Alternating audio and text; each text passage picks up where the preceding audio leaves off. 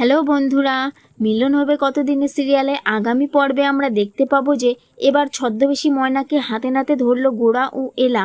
আলিয়া মনে মনে সন্দেহ করে যে এই সব কিছুর পেছনে ময়নাকের হাত আছে। আর আলিয়া ময়নাককে প্রশ্ন করে, কিন্তু ময়নাক আলিয়ার প্রশ্নের জবাব এড়িয়ে গেলে আলিয়া রাগের মাথায় ময়নাককে চড় মারে।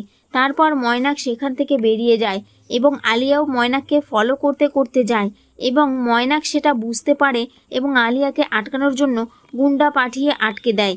এরপর এলারা যখন ওই গুন্ডার ডেরায় যায় তখন তারা সেখানে একটা গুন্ডার হাতে ধরা পড়ে যায়। তখন তারা চালাকি করে সেই গুন্ডাকে হাত মুখ বেঁধে রাখে। এরপর সেখানে যারা যায় ওদের অ্যান্টিক হাটটি নিতে গিয়েছিল তাদের আটকে রেখে তাদের ছদ্মবেশ নিয়ে সেখানে যায় এবং ময়নাকও সেখানে ছদ্মবেশে যায়।